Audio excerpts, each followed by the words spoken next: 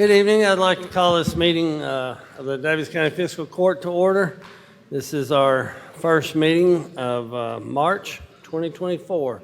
If you would, please stand for the prayer and the pledge.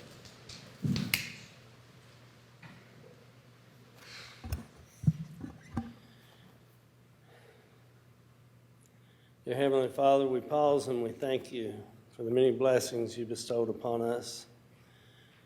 We thank you first for the gift that you've blessed us with, the gift of freedom as we live in this country. We thank you for the gift of sound minds, that we can make decisions that might be pleasing to you. We ask you to bless us, guide our hearts. Help us to be open to forgiving our neighbors who might hurt us because they are hurting. Help us to ponder your will and seek your guidance as we do all the things we do in the course of our days, whether we're here in the public eye or whether we're somewhere more private. We ask you to simply guide us. We ask your mercy as we approach the Easter season. We ask for healing and blessings to those who are suffering and those who are battling illnesses, those we know personally and those in our community that we don't even know are sick. We ask you to bless each of our fellow neighbors according to the needs known to you. We pray these things in the name of Jesus. I pledge allegiance to the flag of the United States of America and to the republic for which it stands, one nation, under God, indivisible, with liberty and justice for all.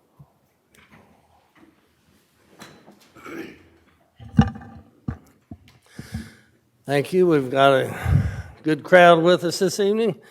There was a time, Commissioner Condor, where you were the only person out here as Mr. Public. So, yes, my predecessor called him Mr. Public because he was out there frequently. Yes. Anyway, Commissioner Marksberry is on the road. She was going to join us via Zoom. And she texted not long ago and said she's stuck in traffic somewhere and she'll join us when she can. So just wanted everyone to be aware of that. Brooke.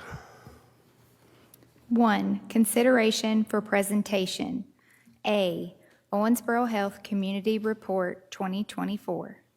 We have our good friends from Owensboro Health. Mark, would you like to come up and start, or are you going to have Gavin do this? Okay. All right. If you would. Yeah. Oh, I'm sorry. Yeah. If you would. I'm going to put my hand up so I don't have to look at him. No, thank you all for having us. Judge Castlen, commissioners, community. And we're here tonight. I'm the chair of the board, Gavin Roberts. Live here in Owensboro, Daviess County. I guess I'm supposed to give my address, right? Am I supposed to do that? That's all right. Here to present the good things going on with our community health system, Owensboro Health. And I say community because we had several different meetings, and this is your all's hospital. It is the community hospital. It's a nonprofit hospital, and we want everybody to feel welcome.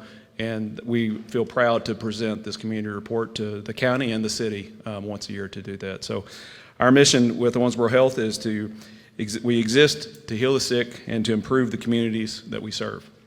And we truly mean that. Every meeting that we have, we start with that mission statement. So that is forefront, everything, and that's what we focus on. On the agenda, everything comes back to the purpose that we're here. So with that being said, I want to introduce Mr. Mark Marsh, CEO. He'll be here 3 years this summer. Built this very well astute team behind him. I can promise we were some meetings several of us were at some meetings in Nashville on Thursday, and the expertise and stuff that they're bringing to this community health-wise, and just expertise economic development-wise as well, Mark will allude to some of that, is second to none. We are very lucky to have Owensboro Health here in our community. It is an economic engine. It's the largest employer west of Louisville. It's over 5,000 employees if you consider all the different contracts and everything. But every one of these, I guess the two front rows here, Mark will introduce them, but very, very glad to work with each one of them every day. So I take a lot of pride in Owensboro Health, take a lot of pride in Owensboro and Daviess County being from here, but I can promise you that every one of these folks right here do too, to their core. So introduce Mark Marsh.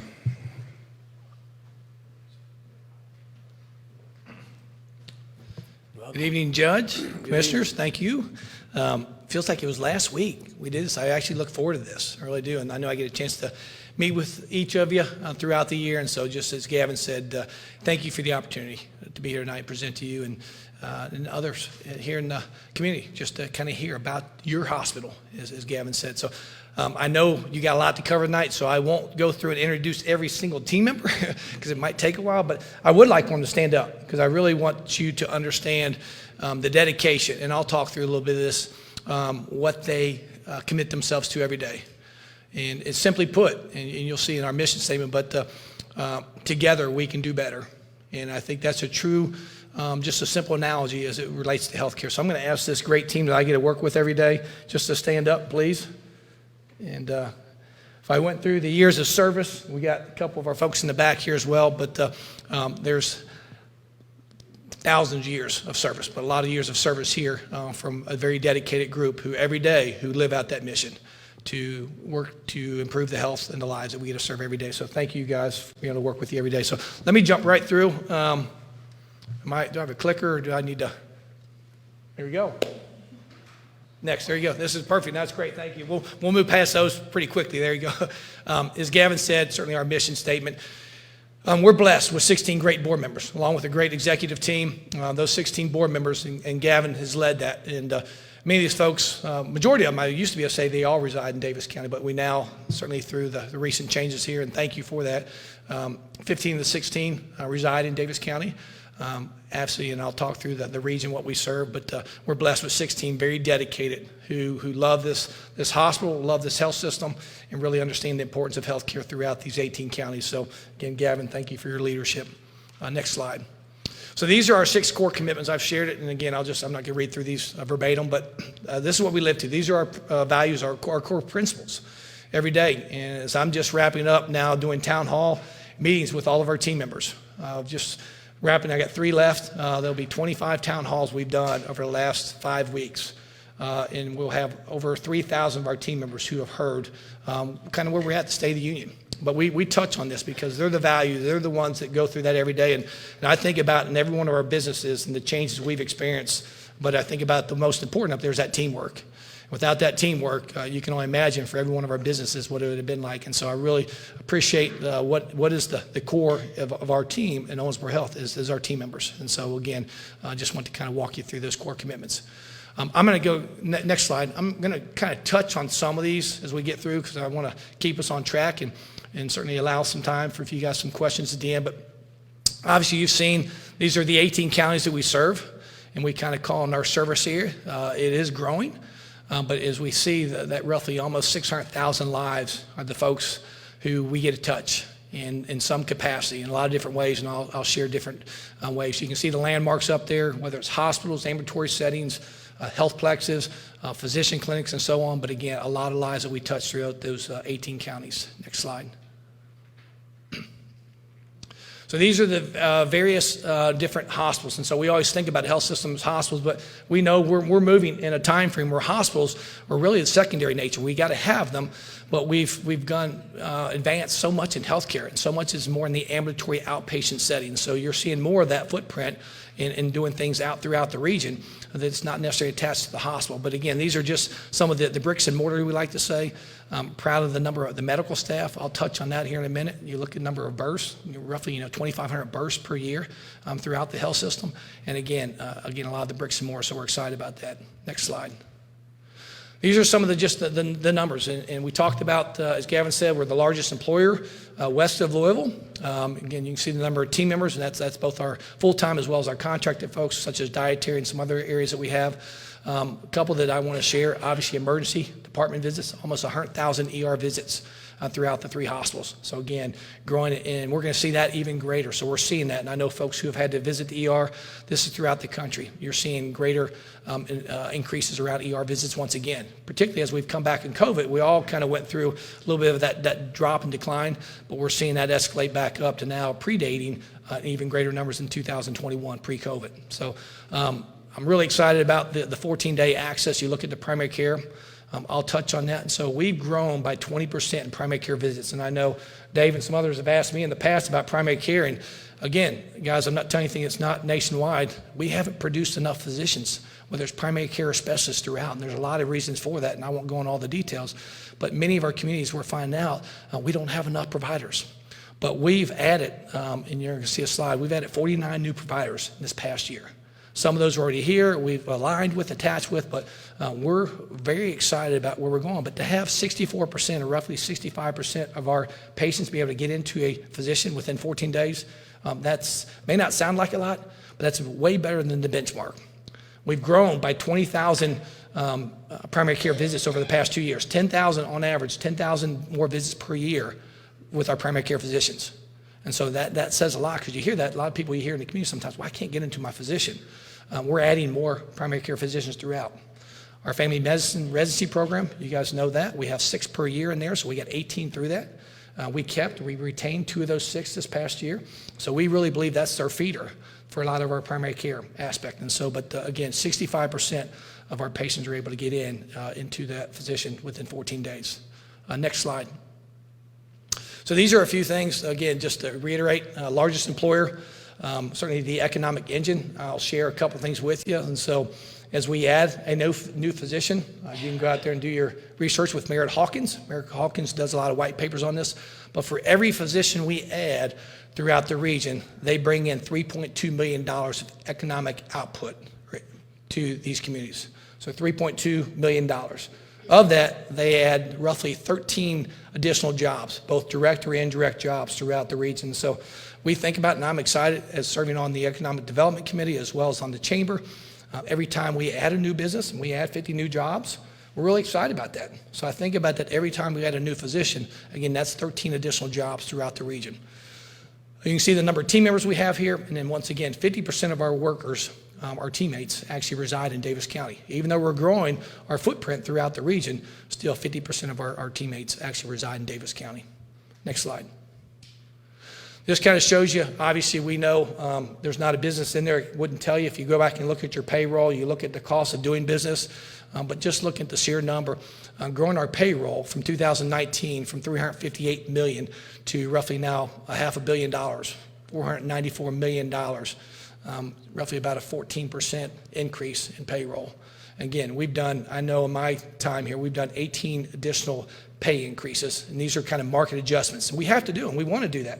So we love being able to give back to our teammates and do those things that we do. We're not for profit, but if we don't take care of those teammates, and certainly we will lose those. So we want to grow that workforce.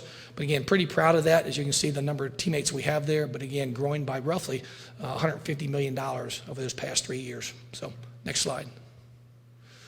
This just shows you, again, these are some of the occupational tax and some of the impact that we make as Owensboro Health. Again, $3.8 million in occupational taxes paid, about $8 million in financial assistance and charity care, some of the losses associated with Medicare and Medicaid. Again, not telling you anything that you don't know. Along with one of the challenges we know post-COVID, some of the Medicaid, and so what folks with Medicaid, and it's unfortunate, but there's about 30,000 members per month. Roughly about 300,000 folks who had Medicaid during the post-COVID that are now being taken off the roll.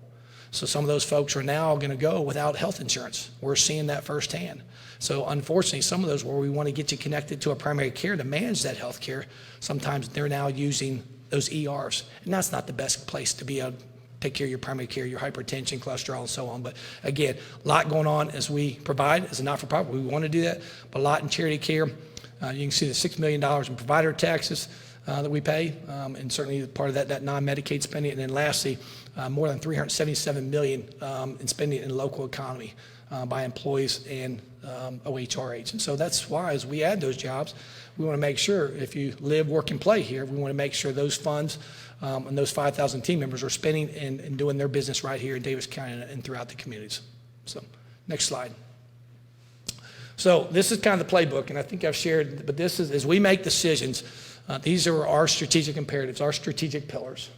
And so every decision we make as an executive team, with the board, as we think about the community, again, I won't touch on every one of these. You're already hearing some of these, and you'll hear in a couple slides as it relates to quality, being a great place to work, certainly our partnership with the various communities that we serve. We want to serve people with excellence, having a great patient experience, certainly the growth and innovation, bringing new technology. And so these are our guiding principles. This won't change. We're already now putting together plans, what we call our now, near, and far, but we're already thinking through what 2030 looks like. We're putting together a business plan that we'll present to the board in the 1st of May of what healthcare and what Owensboro Health will look like in 2030. Absolutely, it's going to change, but you have to be visionary. You have to be thinking about what that looks like. And so these are our strategic pillars. And I'll touch on a few of these as throughout. So pictures tell you a lot. And so we're excited about, we love doing things with our teammates. We love to celebrate with them. A lot of things, many of our individuals are out there on the floors every day in our various facilities to actually congratulate them, thank them, because you know what? It's hard. Healthcare is hard. And there's some really challenging days, like every business, but these are some great celebrations. And a couple of these things, and again, I won't touch on every one. Top left-hand corner, that's down at Twin Lakes. And so these are things we're bringing value. That's our new geriatric or our behavioral health unit for our adult behavioral health unit. Great asset now that patients who would have to leave that now can stay there right close to home and works with us as a health system. So a great added feature. Down the bottom in the middle is our Da Vinci robot. Technology advancements that are happening. That's a robot not only we have here in Owensboro, but that one right there down there is in Muhlenberg Community Hospital. So now patients can actually have various general surgery and certain types of cases done right there at home. They don't have to make that commute. And so again, these are things we're doing throughout the region. Obviously in the middle, we just did, and one of the greatest things we get to do is being involved with the sports games. Anybody's been one of the high school games this past weekend, we went out and threw basketballs into the crowd at the Kentucky Wesleyan game. And so that's a great way for us to give back. It may seem kind of small, but you know, those little basketballs and those ways to support, whether it's our local agencies, whether it's our local colleges, high schools. And so those are fun things we get to do. And so a lot of great things there. And then the last one I'll just touch on, one I'm really proud of is the Forbes. If you look over to the right, America's the best place to work. So within the state, Forbes comes out every year, and they had the top health systems, or excuse me, the top employers throughout the state. And Owensboro Health was the 7th highest in terms of the best places to work for teammates throughout the state.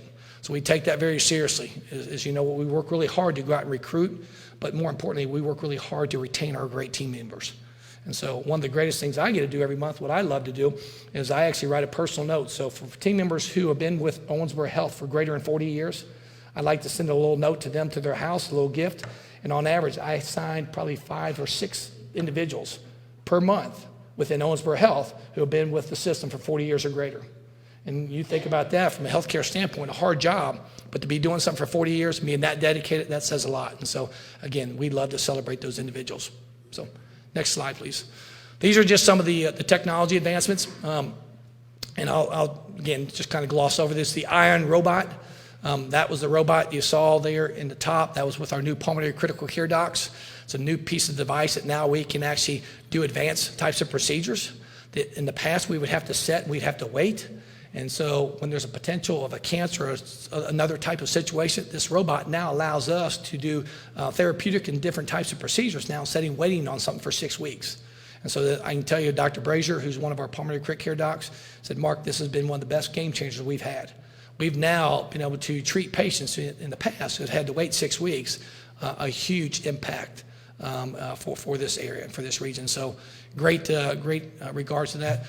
A lot of the other things are things that we're doing is it communication with our team members, geographical rounding. That's really a team approach. And if you've been in the hospital before, if you've ever been there, like such as critical care, you see kind of the physician, the pharmacist, the nurse, they all work together, right? So that care plan, there's an organized approach. We're doing that throughout the hospital now. So we have, if you've been to the hospital, nowadays your primary care, like the old days, they don't admit you, right? So we have something called a hospitalist. They're kind of the quarterback, right? And they work with the specialists. But now we're doing geographical rounds throughout the entire hospital. Because of that, we think we're going to advance better care, better outcomes, and a lot better communication. So patient experience should be improved as well. And so we're already seeing that correlation. The last two I just want to share that I am extremely excited because this really was the commitment of the team. And so a COURTHOUSE is a catheter-associated UTI, all right? So we look throughout the state at what they call hospital-acquired infections, all right? So this is something that we look, and we have to report hospitals throughout the state. No one wants to go into a hospital only to have a procedure to find out we caused harm, right? And we cause an unnecessary harm to a patient, being a hospital-acquired infection. So both the COURTHOUSE and as well as the central line bloodstream infections, I don't like to say this too loud, jinx us, but we have not had a catheter-associated UTI in over a year. We just now surpassed a year mark. And so those who are in healthcare, and if we have nurses or others in the room here, physicians will tell you, guys, that's a huge testament. So that shows you the commitment. That shows you the organized approach with our physicians, our nurses, and all the others, because that's our commitment, to make sure we provide the highest, greatest quality care we possibly can. Likewise, with CLAPS, you can see that we're down 62% or 61% year over year. And so this just shows you in two areas. We want to make sure when you come in there, you leave your loved one with us. We can make sure they're going to get great care in a very patient-friendly environment. So I want to share on those two. Next slide.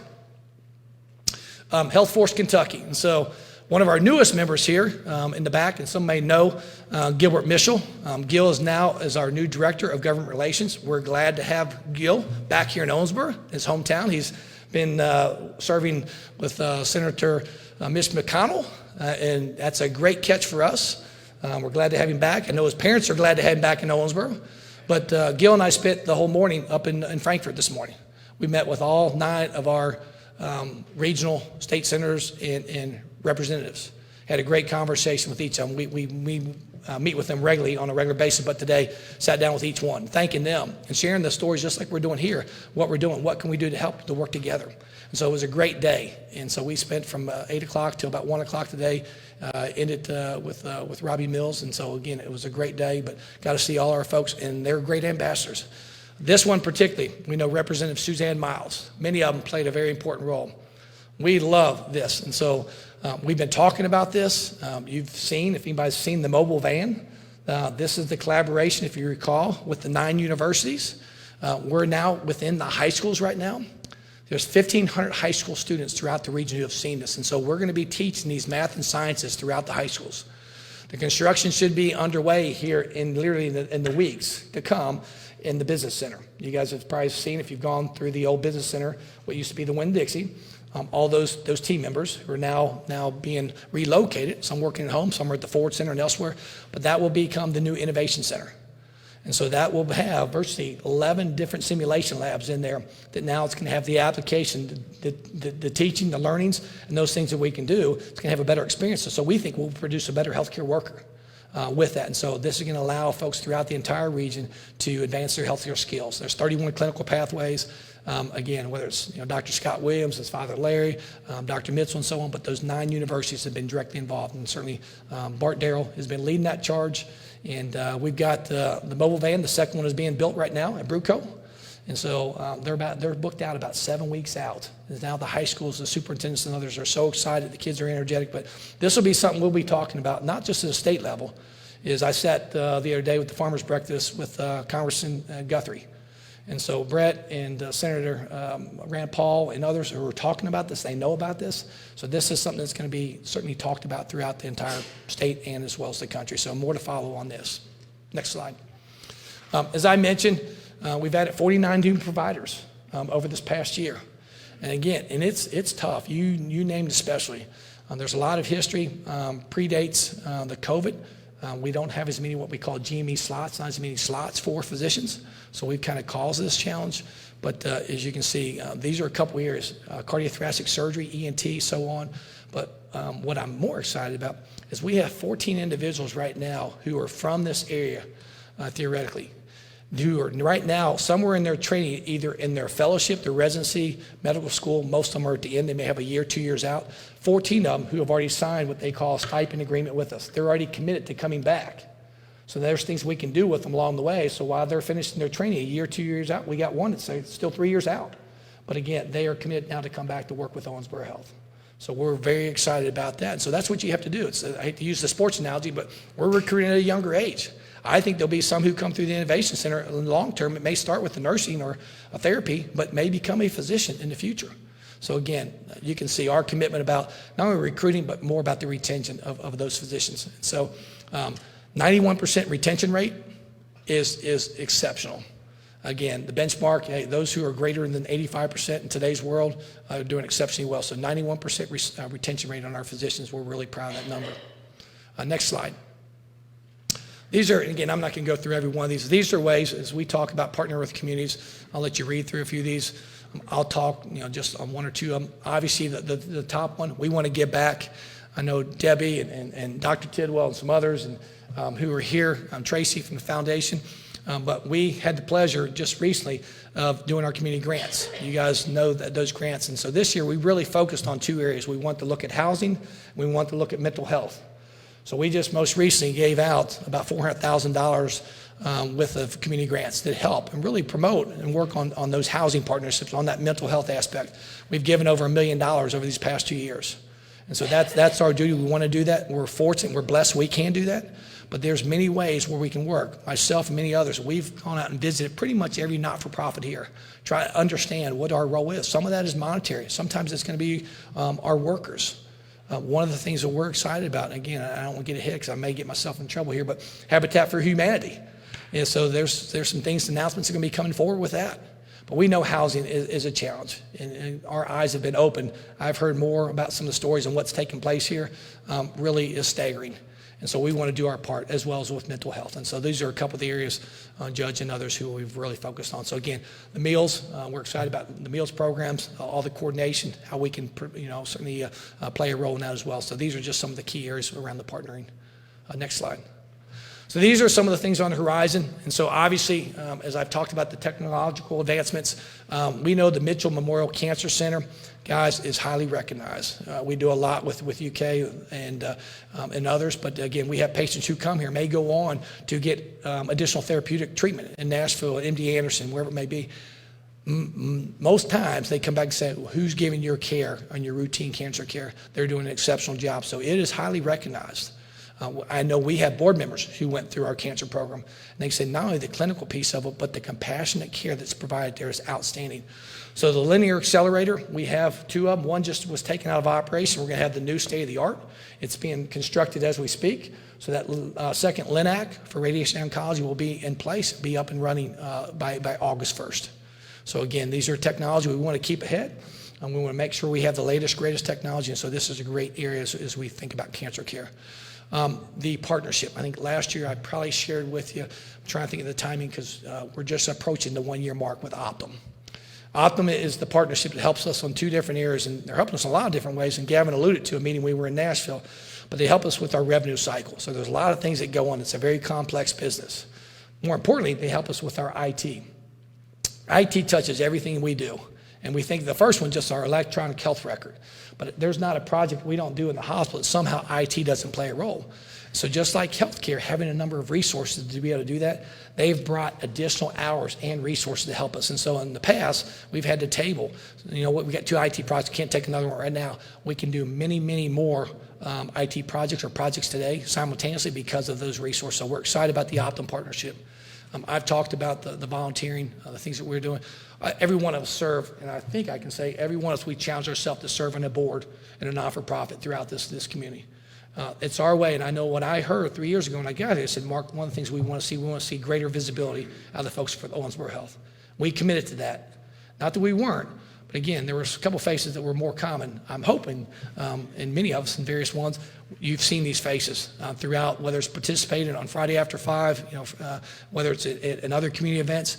But again, if we're the largest, then we need to be, greater visibility. And so you're going to see us on many boards. And so we're excited about that. The primary care locations, as I shared with you, we've added about 20,000 more additional primary care visits over the past 2 years. So we're going to continue to grow there. We think that's really important. So we're growing that throughout the region along with the specialists. Some of the technology advancements, we're early on this, but just like we talked about the mobile learning centers, you're going to see a lot more mobile things that we're doing cutting edge as it relates to clinics.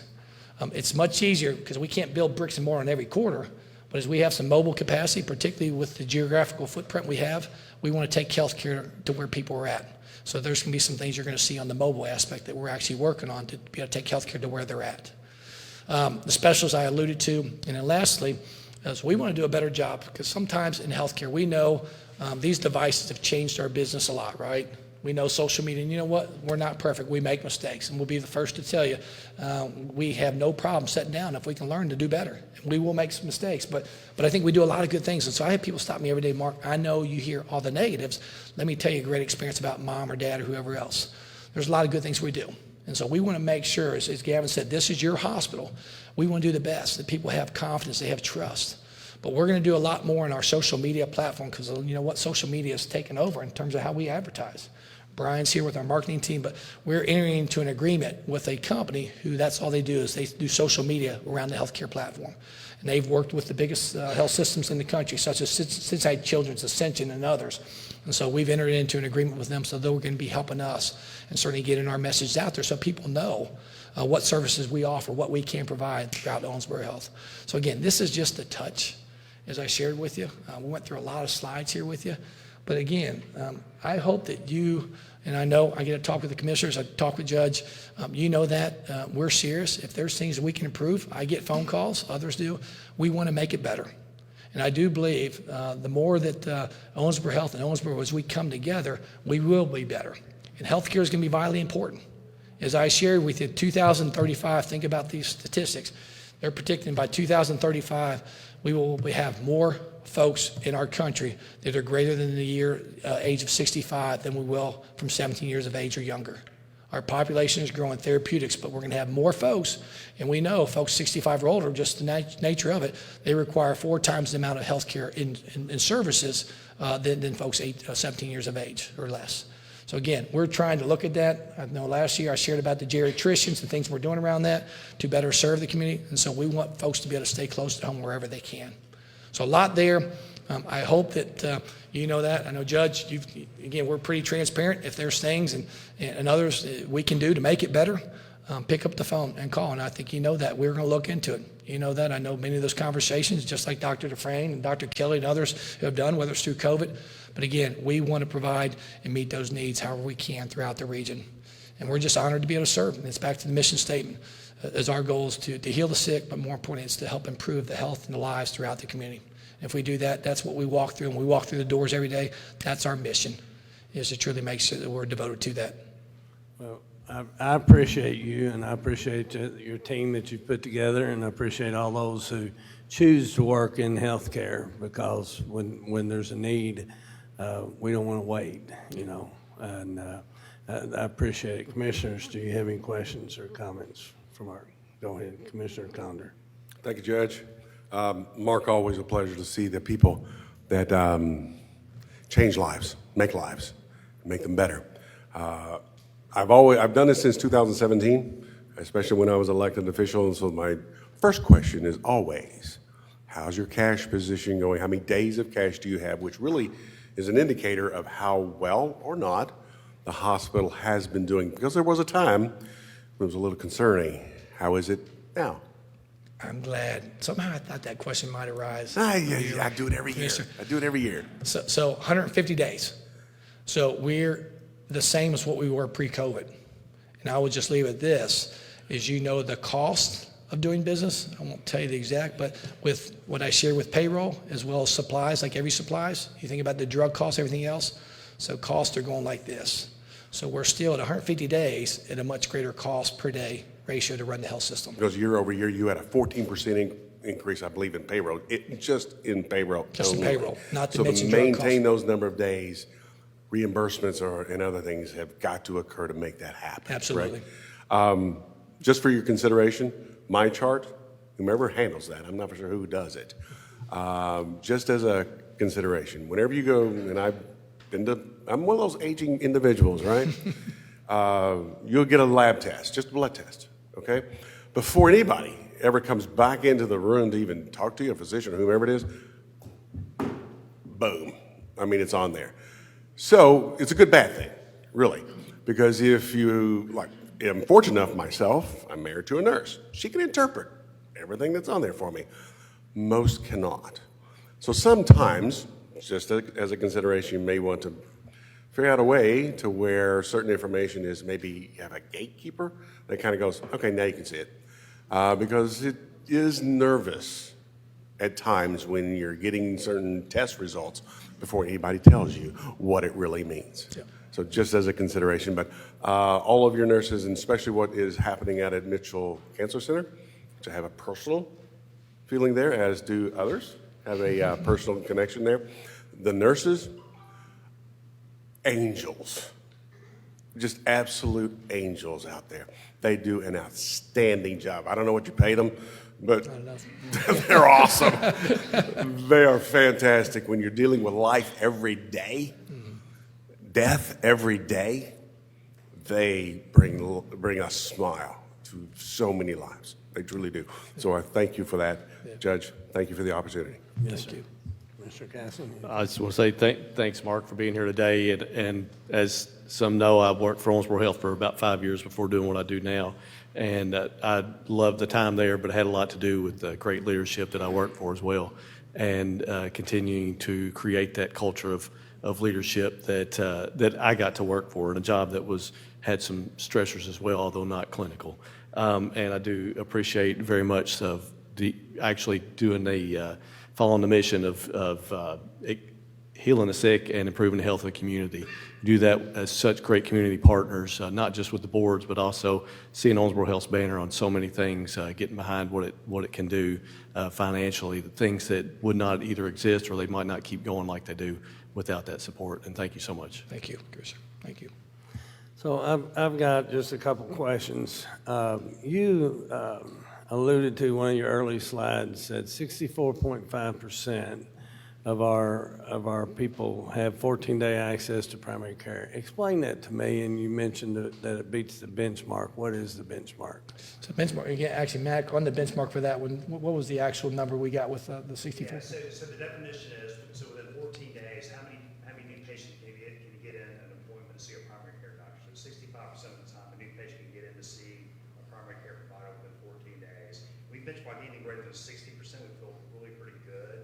There was a national study put out years ago by Mayor Hawkins, and I think they were running nationally about 61, 62%.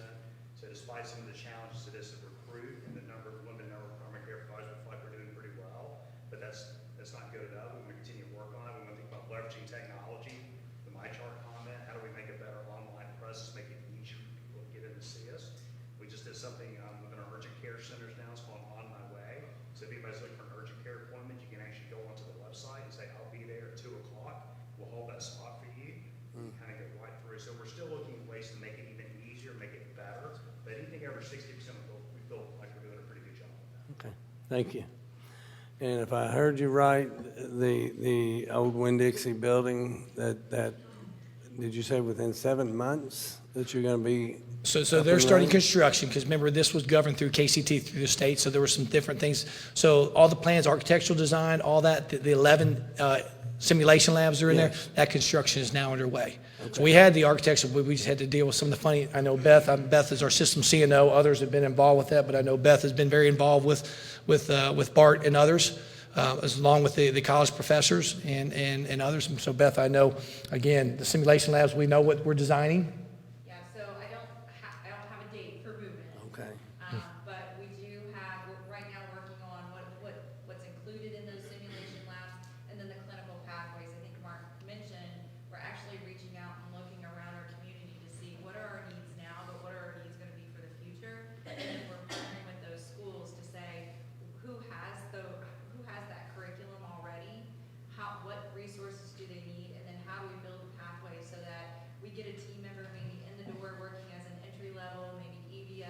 food service employee, but we also usher them through, oh, you want to be a respiratory therapist, oh, you'd like to become an RN, you know, giving them pathways so they can see their future in their career, staying at home, staying close to home, getting their education, and then having a career for life. Okay. I think that's phenomenal, and I've said before, when I saw your, I call it the semi, when you had it outside of the chamber of Rooster Booster, that was fascinating. Yeah. What the technology that is there, and I'm glad. I feel like we're blessed to have your leadership and your whole team with us, and that you all put that together. And I look forward to the day you're open and you've got the students in there, and would love to stop by when that day comes. You know that. So thank you. And I know every time I'm with you, I ask you this question because it's the most common question I get.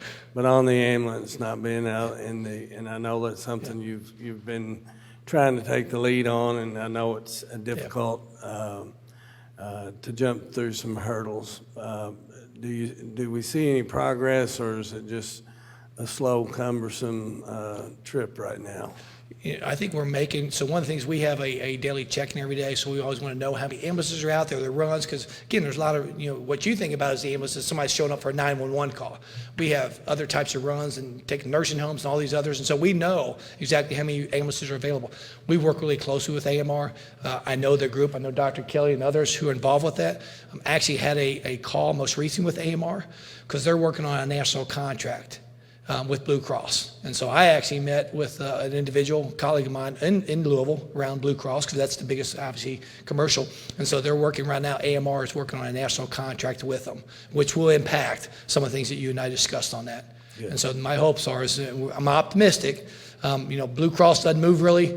They're a big 800-pound, they're strong. But again, we think that there's definitely some movement going on with AMR and Blue Cross. Good, good. That's all I have. Anyone else? Thank you very much. Thank you for this opportunity. I want to give you a round of applause. No. All right.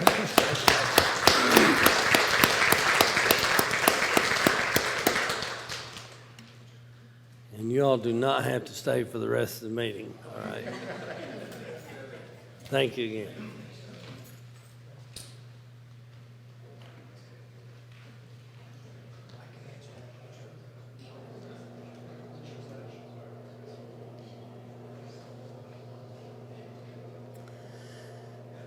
All right, Brooke, next item. 2, consideration for approval. A, minutes of the February 22nd, 2024 Daviess County Fiscal Court meeting. Motion to approve. I'll second. Got a motion and a second. We've all had the minutes for some time to review. Do I hear any corrections, additions, or deletions? No. Hearing none. All those in favor signify by saying aye. Aye. B, all claims for all departments. Make a motion to approve. Second. Got a motion and a second. Anybody have any questions for the treasurer? No. And just for those in the audience, claims, state law requires that before any bill can be paid by the county, we have a list of all the bills that are due and payable, and we have to approve them in open court before that bill can be paid. That's what we mean by claims. Hearing no questions, all those in favor signify by saying aye. Aye. C, accept petition of Wesley Poole and Jennifer Poole to discontinue a portion of Fullenwider Road. Make a motion to approve. Second. Got a motion and a second. Mr. Brasher. Thank you, Judge. My office received a petition from the Pooles to discontinue a section of Fullenwider Road. It's approximately 410 feet. This location is far east Daviess County. I would recommend accepting this petition. Any questions for Mr. Brasher? No. Any questions from the audience? Yes, ma'am. This is really great. What portion of Fullenwider Road? Fullenwider, if you recall, about 5 years ago, they removed a bridge at the Hancock County line. It's about 410 feet from there. That's Anyone else? Hearing none, all those in favor signify by saying aye. Aye. D, appoint Tonya Marksberry and Larry Tinius as viewers to view a portion of Fullenwider Road. Motion to approve? I'll second. Got a motion and a second, Mr. Brasher. Yes, sir. By state law, we are required to appoint viewers to represent the public. We will take them out to this location where they can review the site and see if there is any detrimental effects to the public network. I recommend approval. Any questions for Mr. Brasher? No. Any questions from the public? Hearing none, all those in favor signify by saying aye. Aye. E, sports facilities license agreement with Daviess County Youth Soccer Association. Motion to approve? I'll second. Got a motion and a second, Mr. Rowe.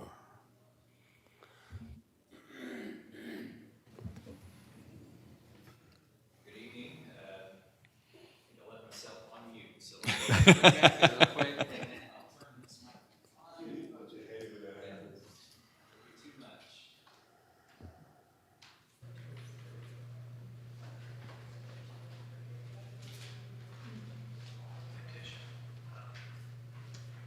All right, take two. Jordan Rowe, Director of Parks and Public Information. This is an annual agreement that we do with the Daviess County Youth Soccer Association for the use of the soccer fields at Horse Fork Creek Park. Just a short update. They have closed registration. They have nearly 1,200 kids participating in the spring season. So for our media friends that would be interested to do a story, again, just a overwhelming number of kids and families that are interested in recreational soccer, and it's just great to see that program continue to succeed. They did let us know that they are staggering the start times again this year to ensure that we have adequate parking and also to prevent the traffic from backing up onto Fairview Drive. Just a couple of quick updates. The field aeration will begin, or has started this week. We'll be setting up goals, and then the evening practices will start the week of March 25th. The annual agreement is pretty much similar to prior years with a couple of very minor changes. One was the business address for the Soccer Association. The second part was the trash collection that will be handled by seasonal park attendants. So otherwise, it is largely the same. Mr. Burlew, the county attorney, has reviewed the agreement and I think could also field questions if you have them, but would recommend approval. Any questions for Mr. Rowe? No. Any questions from the public?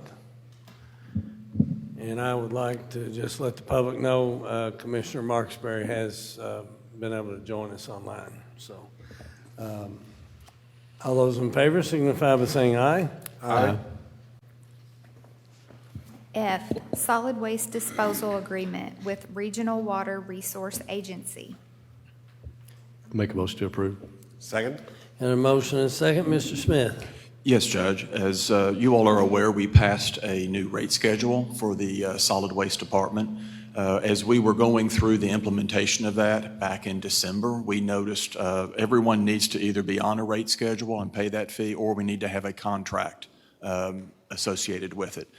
We noticed at that time the contract with RWRA, Regional Water Resource Agency, had expired in 2002 and had not been renewed. So we needed to get an agreement with them, and that's what you all have. They have been paying $16 a ton for at least 15 years, and they were amenable to seeing a rate increase of $1 a ton for the next 4 years to get them to $20 a ton. Thank you. Any questions for Mr. Smith? No. Any questions from the public? Hearing none, all those in favor signify by saying aye. Aye. G, award bid number 2324-46, one new boom mower for the road department. I'll make a motion to approve. Second? Got a motion and a second, Ms. Sturgeon. Yes, Judge, we received one bid and recommend award to the only bid submitted by Right Implement for one new boom mower in the amount of $82,792.12. This unit is an unbudgeted replacement of a unit that was damaged beyond repair when a tractor pulling it lost its wheel and turned over last fall. This purchase will be offset by insurance reimbursement. Right Implement is a known vendor. There were no exceptions to the specification, and I would recommend approval. Any questions for Ms. Sturgeon? No. Any questions from the audience? Hearing none, all those in favor signify by saying aye. Aye. H, award bid number 2324-47, one new utility cab tractor for the road department. I'll make a motion to approve. Second? Got a motion and a second. Ms. Sturgeon. We received 4 bids and recommend award to the lowest and best evaluated bid submitted by Hudson Incorporated for one new 4-wheel drive utility cab tractor in the amount of $103,634.37. This is an unbudgeted replacement of the unit damaged beyond repair when it lost its wheel last fall. The purchase will be offset by insurance reimbursement. There were no exceptions to the specification, and I would recommend approval. Thank you. Any questions for Ms. Sturgeon? No. Any questions from the audience? Hearing none, all those in favor signify by saying aye. Aye. I, award bid number 2324-50, shooting clay targets for the Parks Department. Motion to approve? Second. Got a motion and a second. Ms. Sturgeon. We received 3 bids and recommend award to the lowest and best evaluated bid submitted by S&S Sports Incorporated for shooting clay targets at the Mattingly Target Shooting Range in the amount of $21,898.10. This is a budgeted restock for the gun club. There were no exceptions to the specification, and I would recommend approval. Any questions for Ms. Sturgeon? No. Any questions from the audience? Hearing none, all those in favor signify by saying aye. And Aye. I might say the gun club opened on Friday, and it was kind of yucky weather, but I was out there for the opening, and we had some shooters. So next time, Brooke. J, award RFQ number 2324-53, entry fence replacement project for the landfill. I'll make a motion to approve. Second? Got a motion and a second. Ms. Sturgeon. Yes, Judge, we received 3 quotes and recommend award to the lowest and best evaluated quote submitted by Diggers Incorporated for the replacement of the entry fence at the West Davis County landfill in the amount of $14,500. This is a budgeted replacement of an aging fence that has fallen into disrepair. Diggers Incorporated is a known vendor. There were no exceptions to the specifications, and I would recommend approval. Thank you. Any questions for Ms. Sturgeon? No. Any questions from the audience? Hearing none, all those in favor signify by saying aye. Aye. K, award RFQ number 2324-55, tree mulching services at the gun club. Motion to approve? I'll second. Got a motion and a second. Ms. Sturgeon. We received 4 quotes and recommend award to the lowest and best evaluated quote submitted by PD Woodland Services for tree mulching services at the Mattingly Target Shooting Range in the amount of $9,500. This is an unbudgeted project to clear land to expand the course at the gun club in anticipation of the Kentucky Sporting Clay Association Championship, which is awarded to the Mattingly Shooting Range in August of 2023. PD Woodland Services is a known vendor. There were no exceptions to the specification, and I would recommend approval. Thank you. Any questions for Ms. Sturgeon? No. I believe you read that as $9,500. But $9,050. Yes, Pardon me. that's what my document has. Any questions for Ms. Sturgeon? Hearing, I just wanted the record to be reflected properly. Correct. So, all those in favor signify by saying aye. Aye. L, KYEM Areas 1 and 2, Fire Rescue Services and Related Special Operations Mutual Aid Assistance Agreement. Motion to approve? Second. Got a motion and a second. Mr. Johnson. Yes, Judge. This mutual aid assistance agreement describes the processes for disaster emergency assistance across KYEM areas 1 and 2, which include 24 western Kentucky counties. The previous agreement that we were a part of only included the KYEM area 2 counties. Area 1 was added in light of the December 10th, 2021 tornadoes, where significant assets were deployed outside of single areas. Joining 2 areas in the agreement is meant to ensure a more efficient process for asset deployment and reimbursements through FEMA. EMA Legal and I have reviewed it. No issues were found, and I would recommend approval. Thank you. Any questions for Mr. Johnson? No. Any questions from the audience? Hearing none, all those in favor signify by saying aye. Aye. M, promote Kiefer Church to solid waste laborer 2, effective March 4th of 2024. I'll make a motion to approve. Second. Got a motion and a second. I just want to welcome Kiefer Church to our, this is a promotion. So congratulate him on his promotion and thank him for his service to our community. All those in favor signify by saying aye. Aye. N, promote Jake Westerman to solid waste laborer 2, effective March 4th of 2024. I'll make a motion to approve. Second.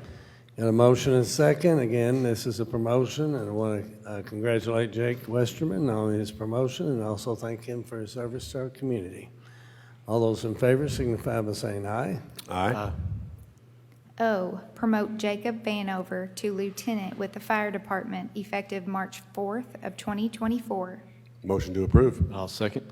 Got a motion and a second. Again, want to congratulate Jacob on his promotion with the fire department and thank him for his service to our community. Commissioner Condor.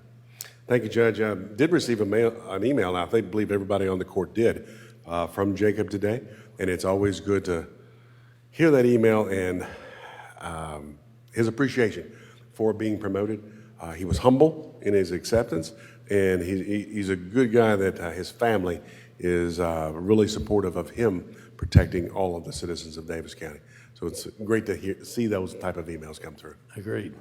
I'd like to make an addition to that. He missed tonight's meeting because he wanted to go he had training today, live fire training. Exactly. He was training tonight. All right, he's excused then. All those in favor signify by saying aye. Aye. P, hire Keely Shockley as temporary veterinarian technician, effective March 4th of 2024. I'll make a motion to approve. Second. Got a motion and a second. Want to welcome Keely Shockley to our crew out at the animal shelter and congratulate Keely on being hired. And all those in favor signify by saying aye. Aye. Q, hire the following as seasonal park attendants effective upon successful completion of pre-employment screenings: Eric Bickett, Lori Cecil, Angela Hall, Heather Ames, Cordell Mormon, Alfred McPherson, Braxton Clark, and Roy Miller. Motion to approve. I'll second. Got a motion and a second. Want to congratulate all these young people on their being hired, and thank them for agreeing to come to work for us and to serve our community. All those in favor signify by saying aye. Aye. 3, consideration for discussion.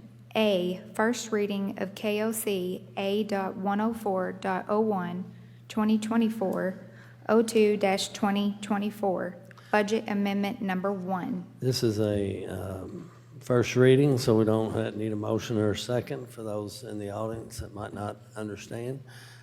This is a 2-reading document. Mr. Johnson. Yes, Judge, we are required to amend the budget to reflect the receipt and expenditure of funds received through any state or federal grant if that grant was not part of the original budget document. This budget amendment is to reflect 3 grants that have been approved through court this year and could result in grant revenues and expenses within the fiscal year. They include the Masonville Volunteer Fire Department Backup Generator Project from Hazard Mitigation Grant Funding in the amount of $35,000, the Daviess County Fire Hydrants Project from Cleaner Water Grant Funding in the amount of $1.18 million, and the Detention Center Video Arraignment Project from House Bill 1 funding in the amount of $45,000. Since the budget itself is an ordinance, amendments to the budget are ordinances as well, meaning there will be a second reading and adoption in accordance with publishing requirements. This is the first reading. And just for those in the audience or those who might be watching at home, the reason these weren't budgeted and included in the original budget is because they're all grants, and so we didn't know this would be incoming funding. Isn't that correct? Correct. We were not aware of them at the time the budget was originally compiled. Okay. Next item, Brooke. B, other business to be brought before the Daviess County Fiscal Court, and there is none that I'm aware of. C, public comments. This is a part of our meeting where we invite the public to come forward and speak to any item that's not on the agenda. and that hasn't already been covered. And what we've done in the past, if there's a group here that are here for the same issue, if you would have one person speak on your side, and that's how we normally do it. Anyone wish to speak?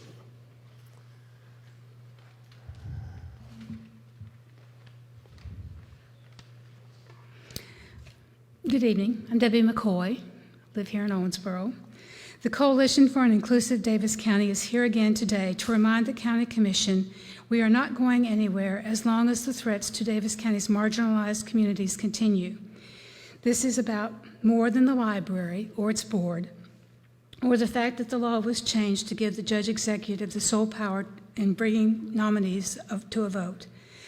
Nor is it about the lack of transparency from our elected officials as to why both of the first-round candidates were rejected.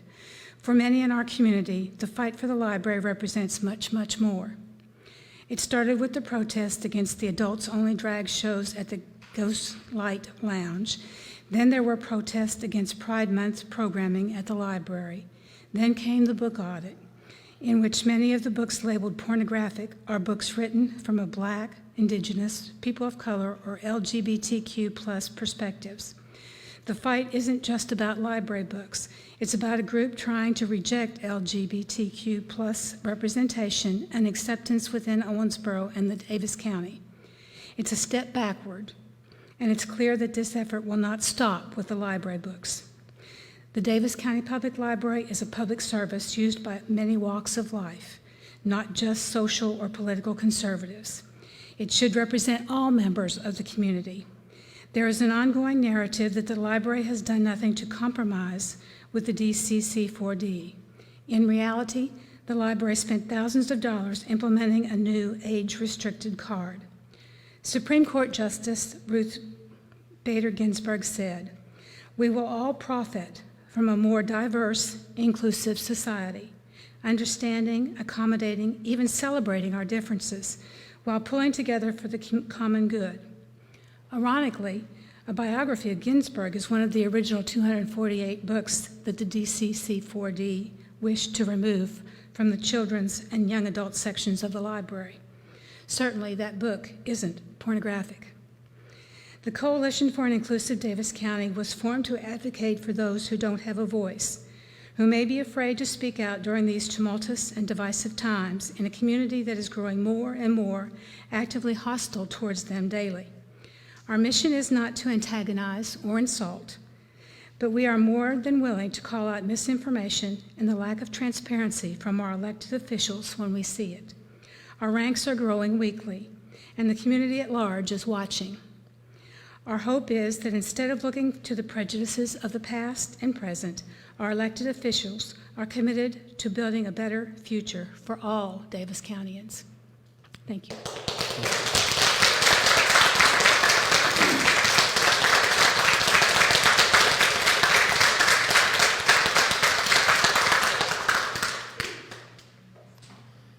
Is there anyone else that wishes to speak about any item that has not been covered by the agenda or on this side of this issue? Hearing none. Next item, Brooke. D, comments by Daviess County Fiscal Court. Let's see who's up first.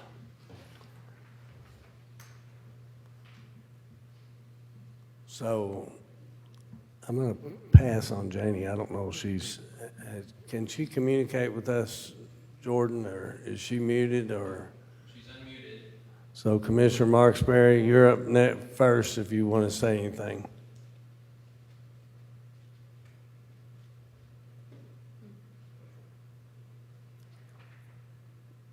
Maybe come back to her, I'll see if she. Okay. Commissioner Castlen. I don't have anything today, Judge. Thank you. Commissioner Condor. Thank you, Judge. This time of year is budget time. And so during this process, being different than a year ago, I wish to take this opportunity to thank staff for, and especially all those who are in charge of all of our departments, whether it be the parks, the sheriff, the clerk, the jail, Yeah, county attorney, yeah, right. We're going to cut his. That it is a process that a significant amount of funds that we appropriate that are not just from Daviess County, but from other areas, including the state and federal government. The word Daviess County Fiscal Court is just what it says. It's about a vast majority of appropriating funds as the conduit to bring in and to send right back out is what it's for. So to our staff, thank you so much, except for Mark Brasher, for all the hard work that you do and you will continue to do. It is much appreciated and much seen, to the point of where if we do renovate, we're going to have to put in a Murphy bed, which is a bed that comes out of the wall, for our county treasurer. He spends a significant amount of time. This is almost his second home vacation or whatever it is. So he is appreciated and it is recognized. Thank you, sir. Thank you, Judge. Thank you, Commissioner Condor. Jordan, is she going to be able to talk to us?